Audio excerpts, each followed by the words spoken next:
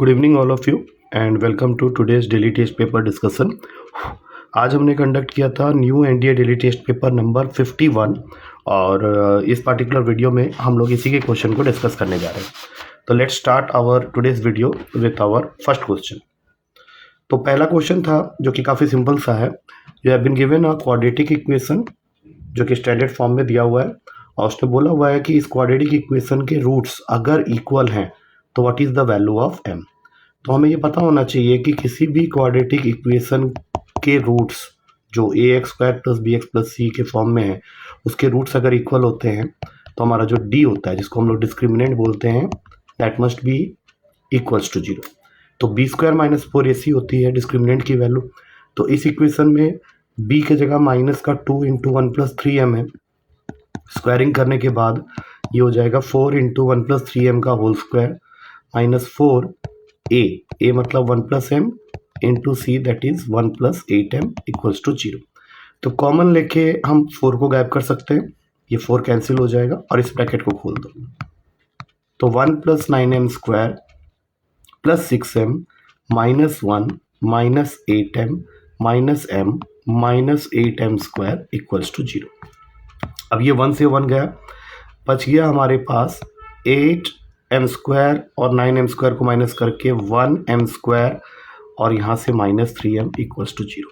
तो दोनों में से m कॉमन ले लो तो अंदर रह जाएगा m - 3 equals to 0। That means या तो तुम्हारा m 0 है जिससे कि m की एक वैल्यू हमें मिली गई 0, या फिर तुम्हारा m - 3 0 है जिससे कि m की एक और वैल्यू मिल गई 3। That means correct answer is A 0,3। अब चलते हैं अगले क्वेश्चन में। तो अगले क्वेश्चन में ऑलरेडी एक इक्वेशन तुम्हें गिवन है alpha cos² theta cos² 3 theta. तो पहले cos 3 थीटा का फॉर्मूला लिख लेते हैं जो कि होता है 4 cos³ थीटा -3 cos थीटा पूरे का होल स्क्वायर प्लस बीटा और cos to the power of 4 theta. तो cos to the power of 4 theta का मतलब है कि तुम्हें cos to the power of 4 theta, अब इसको ज़्यादा कुछ तो हम लोग कर नहीं सकते, ऐसा करते हैं इसको cos to the power of 4 theta ही रहने देते हैं। और यहाँ पे है 16 cos to the power of 6 theta plus 9 cos² theta. अब इसको ओपन करते हैं तो ये बन गया 16 cos to the power of 6 theta plus 9 cos² theta और फिर -24 cos to the power of 4 theta plus beta cos to the power of 4 theta. क्योंकि देखो अब इसके आगे हम लोग इसको तो और कुछ कर नहीं सकते, तो हमें क्या करना पड़ेगा, लाइक टर्म्स लेने पड़ेंगे। जैसे cos 6 थीटा वाला टर्म यहाँ 16 है और यहाँ 16 अल्फा है, तो 16 alpha will be equated to 16 alpha की वैल्यू मिल गई 1। अब इसी तरह से cos 4 थीटा का कोफिशिएंट अगर हम लोग देखें तो ये है -24 अल्फा प्लस बीटा, इधर कुछ है ही नहीं, 0 है और अल्फा की वैल्यू हम लोग ऑलरेडी -24 निकाल चुके हैं, अल्फा की वैल्यू 1 निकाल चुके हैं। तो -24 प्लस बीटा इक्वल्स टू 0, तो बीटा की वैल्यू आ गई 24 और हमें निकालना था अल्फा बाई बीटा। तो कोई भी बता सकता है कि अल्फा बाई बीटा अब 1/24 होगा, that is B option. Next question 1 + omega पूरे के पावर में 7, ऐसा कोई भी क्वेश्चन है तो हमें जाना पड़ेगा 1 + ओमेगा + ओमेगा² इक्वल्स टू 0 के फॉर्मूले में, जहाँ से 1 + ओमेगा की वैल्यू हो गई -ओमेगा²। तो ये हो गया -ओमेगा² के पावर में 7 is equals to A + b omega. अब आगे हमें दो वैल्यूज़ की जरूरत पड़ने वाली है, दोनों ही मैंने बताया हुआ है तुम्हें कई बार। ओमेगा जो कि क्यूब रूट ऑफ यूनिटी होता है, इसकी वैल्यू होती है -1 + √3 आयोटा/2 और ओमेगा² की वैल्यू होती है -1 -√3 आयोटा/2। माइनस के पावर में 7 है, ऑड नंबर है तो माइनस रहेगा और ये हो जाएगा omega to the power of 14। अब ओमेगा की पावर 14, तो यहाँ पे फिर से उस फॉर्मूले की जरूरत पड़ेगी कि ओमेगा के पावर में 3 का कोई भी मल्टीपल 1 होता है, 14 के नियरेस्ट जो 3 का मल्टीपल है वो 12 है, तो यहाँ सिर्फ ओमेगा² रह जाएगा। तो ओमेगा² की वैल्यू यहाँ डाल देते हैं -1 -√3 आयोटा/2, अब ब्रैकेट खोल दो तो ये बन गया 1/2 + √3/2 आयोटा। अब चलते हैं अपने राइट हैंड साइड में।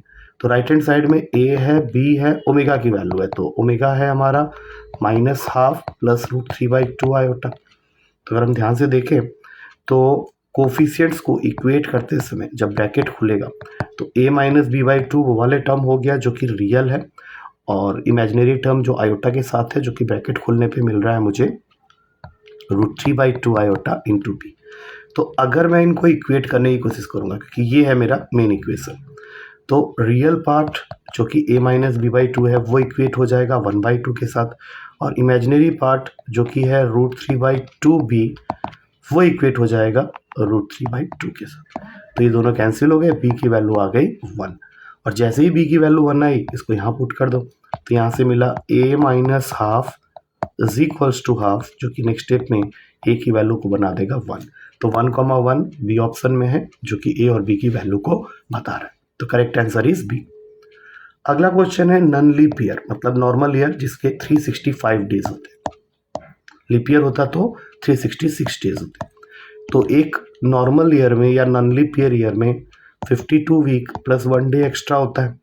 तो क्वेश्चन पूछ रहा है कि what is the probability of getting 53 Sunday और 53 ट्यूसडे और 53 थर्सडे। तो ये जो और वाले क्वेश्चन होते हैं उसमें हम लोग P A union B union C के फॉर्मूले में चले जाएंगे, जिसका फॉर्मूला होता है P A plus P B plus P C minus P A intersection B minus P B intersection C minus P C intersection A plus P A intersection B intersection C. तो ये तो हमें पूछा गया। अब हमें देखना है कि 53 संडे, तो 53 संडे वाले क्वेश्चन हमने क्लास में किए थे। अगर 1 डे एक्स्ट्रा है और उस पर्टिकुलर डे को तुम संडे करना चाहते हो तो तुम्हारे पास में 7 पॉसिबिलिटीज़ हैं डेज की, Sunday, Monday, Tuesday, Wednesday, Thursday, Friday, Saturday. तो 52 वीक्स में 52 संडे तो आएंगे। अगला संडे बनाना है मतलब 53 संडे बनाना है तो 1/7 इसकी प्रोबेबिलिटी होगी। उसी तरीके से ट्यूसडे लाना है तो उसकी पॉसिबिलिटी या प्रोबेबिलिटी 1/7 होगी, और अगर थर्सडे लाना है तो उसकी भी प्रोबेबिलिटी 1/7 आएगी। लेकिन 53 संडे एंड 53 ट्यूसडे तो हो ही नहीं सकता क्योंकि ये कंसेक्यूटिव है ही नहीं, और ना ही तुम्हारे पास 2 दिन एक्स्ट्रा है, तो ये सारी वैल्यूज तुम्हारे 0 हो जाए। तो तुम्हारा आंसर हो गया 3/7, दैट इज सी ऑप्शन। अब चलते हैं अगले क्वेश्चन में, जो कि देखने में थोड़ा सा डरावना लग रहा है, बट इसमें सबसे खास बात यह है कि ये क्वेश्चन वैल्यू पुटिंग से हो जाएगा। इसमें क्या करना है, स्मार्टली काम करना है। तुम्हें पूछा जा रहा है एक ऐसे प्लेन की इक्वेशन जो कि इन दोनों प्लेन के इंटरसेक्शन से पास करता है, और पास करता है थ्रू द पॉइंट 1, 1, 1। तो पहले तो ये चेक कर लो कि ऑप्शन में जितने भी आंसर है उसमें से कौन सा आंसर है जो 1, 1, 1 को सेटिस्फाई करता है। तो मैंने चेक किया, मुझे सिर्फ बी ऑप्शन ही दिख रहा है, क्योंकि ये आंसर में अगर एक्स वाई और जेड की जगह 1 डालोगे तो ये तो 0 बनेगा नहीं। यहाँ पे भी तुम चेक कर सकते हो, 2 माइनस है और 1 + 69 है, ये भी नहीं बनने वाला, और इसको भी चेक किया था मैंने, ये भी नहीं बना था। तो डायरेक्ट आंसर आ गया बी ऑप्शन। नेक्स्ट क्वेश्चन है वेक्टर का, जिसमें उसने तुम्हें 2 वेक्टर दे रखे हैं और वो तुमको बोल रहा है कि दोनों ही वेक्टर एक दूसरे के साथ में कोलिनियर है। तो कोलिनियर का कंडीशन हमेशा याद रखना कि अगर वो 2 वेक्टर को कोलिनियर कह रहा है तो उनके रेस्पेक्टिव कंपोनेंट्स का रेशियो, जैसे ए वेक्टर के साइड में जो वैल्यू लिखी हुई है λ-1 है पहले वाले के लिए और दूसरे वाले के लिए 3 है, तो इसका रेशियो पी वेक्टर के साइड में जो नंबर लिखे हैं उनके रेशियो के साथ इक्वल होगा। बस यहाँ से लैम्डा सॉल्व कर लो आफ्टर क्रॉस मल्टीप्लाइंग, λ² - λ = 6। तो यहाँ से आ गया λ² - λ - 6 = 0, और फिर फाइनली तुम्हारा आंसर आ जाता है यहाँ से लैम्डा की 2 वैल्यूज़, एक है 3 और एक है -2। तो ये तुम्हारा अवेलेबल है बी ऑप्शन में। So B is the correct answer. 7th question, जो कि कह सकते हैं कि इस पेपर का थोड़ा सा लेंथी क्वेश्चन है, बट यस आया हुआ क्वेश्चन है तो we have to discuss this, आ सकता भी है। तो सबसे पहले तो पाई - 2x को रिप्लेस कर दो y से, और अब तुम देखो कि जो तुम्हारी लिमिटिंग वैल्यू थी अकॉर्डिंग टू द क्वेश्चन, अगर वो π/2 थी तो वो π/2 अगर तुम यहाँ डालते हो तो y की वैल्यू हो जाएगी 0। तो अब इस पूरे सब्स्टिट्यूशन को हम क्वेश्चन में इंट्रोड्यूस करते हैं। तो सबसे पहले x टेंड्स टू π/2 की जगह लिख दो y टेंड्स टू 0। उसके बाद cot, अब अगर तुमने π - 2x को y लिया हुआ है तो ऑब्वियस सी बात है जब यहाँ से तुम x के लिए सॉल्व करोगे तो वो बन जाएगा π - y/2। तो ये तुम्हें कहाँ रिप्लेस करना है, यहाँ पे। तो ये बन गया π - y/2, फिर माइनस कॉस π - y/2, और अपॉन में तुमने π - 2x को ले लिया था y, तो ये बन जाएगा y3। अब दोनों को अलग अलग करके अगर तुम लिखते हो तो cot π/2 - y/2 मतलब ये बन गया tan का y/2, और cos pi by two minus pi by two बन गया साइन का वाई बाई टू अपॉन में वाई क्यूब। अब इसमें तुम अपना एल हॉस्पिटल रूल लगा लो। एल हॉस्पिटल रूल कब लगाते हैं? जब हमारा डिनोमिनेटर जीरो हो रहा होता है तो हम डिफ्रेंशिएट करेंगे ऊपर और नीचे को और कोशिश करेंगे कि नीचे जीरो ना आए। तो टेन वाई बाई टू का डेरिवेटिव होता है sec square y by two और साथ में एक one by two. Sine y by two का डेरिवेटिव होता है कॉस वाई बाई टू और साथ में वन बाई टू और नीचे करेंगे वाई क्यूब का डेरिवेटिव होता है थ्री वाई स्क्वायर। अब इस स्टेप में अगर तुम वैल्यू डालते हो तो फिर से जीरो आ जाएगा, तो एक बार और डेरिवेटिव करते हो, उससे काम हल्का हो जाएगा। तो नीचे आ गया तुम्हारा सिक्स वाई, ऊपर ये हाफ रहेगा, sec square y by two का डेरिवेटिव होगा two sec y by two और सेक वाई बाई टू का जब करोगे तो आ जाएगा sec y by two into tan y by two और वाई बाई टू का डेरिवेटिव करोगे तो एक वन बाई टू और फिर ये हाफ पहले से ही है, नीचे आओगे कॉस वाई बाई टू का डेरिवेटिव हो जाएगा plus sine y by two और फिर वाई बाई टू का डेरिवेटिव करोगे तो एक वन बाई टू। ये हो गया टोटल। अब यहाँ से हम आंसर तक पहुँचने की कोशिश करते हैं। तो अब यहाँ पे तुम लिमिटिंग वैल्यू डाल सकते हो, ध्यान से देखना। सबसे पहले ये टू इस टू के साथ में कैंसिल हो गया, ये सिक्स ऊपर चले जाएगा तो यहाँ पे बन गया one by twelve. Sec y by two में अगर तुम जीरो डाल देते हो तो सेक जीरो वन होता है, तो हमारे पास में फाइनली रह जाएगा limit y tends to zero tan का वाई बाई टू अपॉन में वाई। तो मैं क्या करूँगा, एक टू यहाँ मल्टीप्लाई और डिवाइड कर दूंगा। इससे क्या होगा कि यहाँ से लेके यहाँ तक ये वन हो गया और इस टू को अब तुम बाहर खींच सकते हो तो ये हो गया वन बाई 24। अब सेम काम यहाँ पे भी करना है। यहाँ पे तुम देख सकते हो वन बाई फोर आ चुका है, तो सिक्स के साथ इसको बाहर खींच लो, दैट इज़ वन बाई 24। तो अब तुम्हारे पास रह गया limit y tends to zero sine का वाई बाई टू अपॉन में वाई। तो एक टू डिवाइड और एक टू मल्टीप्लाई, तो यहाँ से लेकर यहाँ तक ये फिर वन हो गया, ये टू बाहर आएगा तो ये बन जाएगा वन बाई 48। अब इसको सॉल्व करेंगे एलसीएम लेके, तो नीचे एलसीएम 48 का आ गया, ये two plus one that is 3 by 48, काट के देख लो आंसर आ जाएगा 1 by 16। That means C is the correct answer. अगला क्वेश्चन सिंपल है, तुम्हारे एक ट्रायंगल में साइड्स के बीच का रेशियो दे रखा है b plus C upon 11 is equals to C plus A upon 12 is equals to A plus B upon 30। तो तुम चाहो तो यहाँ से डायरेक्टली b प्लस सी को 11, c प्लस ए को 12 और a प्लस बी को 13 लेट कर। अब तीनों को कर लो ऐड। जैसे ही ऐड करोगे right hand side will become 36 और यहाँ आ जाएगा 2 times of a plus B plus C, जिसमें से a plus B plus C की वैल्यू आ गई 18। अब अगर मैं इसको फर्स्ट इक्वेशन में पुट करता हूँ तो मेरा a आ जाएगा 7, अगर मैं इसको सेकेंड इक्वेशन में पुट करता हूँ तो मेरा b आ जाएगा 6 और अगर मैं इसको थर्ड इक्वेशन में पुट करता हूँ तो c आ जाएगा मेरा 5। अब हमने साइन रूल पढ़ा हुआ है जिसके according sine A ratio sine B ratio sine C is always equals to A ratio B ratio C, और तुमने ए बी सी निकाल लिया है और तुम्हें साइन ए साइन बी साइन सी का रेशियो चाहिए, तो ये बिल्कुल इक्वल होगा उन्हीं साइड के रेशियो के साथ जो तुमने अभी फाइंड किया, दैट इज 765।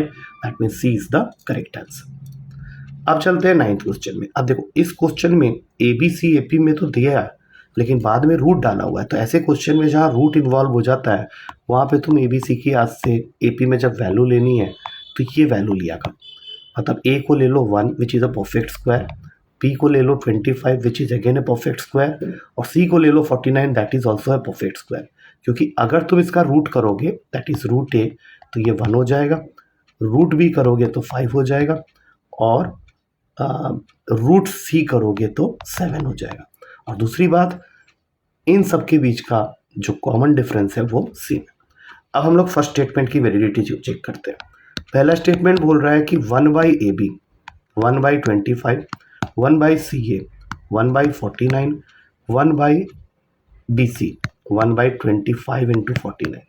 वो चाहता है कि तुम ये चेक करो कि ये ए पी में है या नहीं।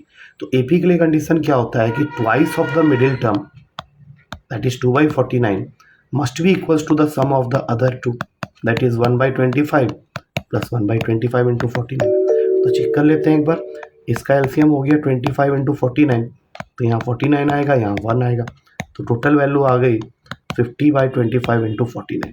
अब 50 को ये 25 काट देगा 2 बाई 49, तो इसका मतलब है कि पहला स्टेटमेंट तो सही है। अब दूसरे को चेक करते हैं। दूसरे में तुमने रूट बी रूट सी पहले ही किया हुआ है, तो रूट बी प्लस रूट सी मतलब यहाँ पे आ जाएगा 1/12, 1/√c प्लस रूट ए, ये करोगे तो आ जाएगा 1/8, रूट ए प्लस रूट बी को ऐड करोगे तो 1/6।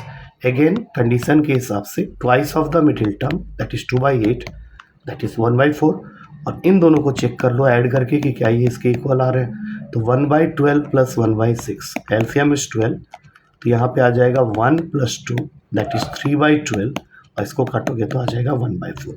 तो तुम ये देख सकते हो कि तुम्हारा दूसरा स्टेटमेंट भी एपी में है, that means correct answer is both 1 and 2 are correct. आखिरी क्वेश्चन है find the locus of the centre of the circles. एक सर्कल है जिसका सेंटर है, यहाँ पे हमें कुछ भी लेट करना होगा, वैसे तो हम लोग सेंटर को लेट कर लेते हैं h, k, तो h, k ही लेट कर लेते हैं। कंडीशन है such that the point 2, 3 is the mid point of the chord, ये कॉर्ड मान लेते हैं ए बी को, जिसकी इक्वेशन दे रखी है 5x + 2y = 15। तो इस कॉर्ड का जो मिड पॉइंट है अगर वो 2, 3 पे है तो हमें लोकस ऑफ द सेंटर बताना है, मतलब सेंटर इनमें से किस लाइन की इक्वेशन में लाई करेगा। तो सबसे पहले तो इसको ज्वाइन कर लो, ज्वाइन करने पे तुम्हें पता चल गया कि सेंटर से तुमने परपेंडिकुलर ड्रॉ किया है, तो slope of OM into slope of AB must be equals to -1। अब OM का स्लोप निकालने का फॉर्मूला है y2 - y1 that is 3 - k upon x2 - x1 that is 2 - h, और AB का स्लोप हो जाएगा -a/b के हिसाब से -5/2 इज इक्वल्स टू -1। अब क्या करना है, तो एक माइनस माइनस कैंसिल कर दो, और यहाँ से आ गया 15 - 5k is equals to 4 - 2h। तो फाइनली तुम्हारा इक्वेशन क्या बन रहा है, 2h - 5k - 11 is equals to 0। अब जरा आराम से देखते हैं, क्योंकि h और k को हमें रिप्लेस करना है x और y से, तो अगर मैं h और k को x और y से रिप्लेस करता हूँ तो मेरा फर्स्ट ऑप्शन बिल्कुल सही बैठ रहा है, so correct answer is A. I think with this we come to the end of the discussion of today's paper, जो कि काफ़ी बढ़िया पेपर था, एंड होपफुली तुम्हें चीज़ें समझ में आ गई होंगी। If still you find any difficulty in any of the question you can ask me in that class. कल मिलते हैं नेक्स्ट पेपर के डिस्कशन के साथ। Till then take care and thank you to all of you.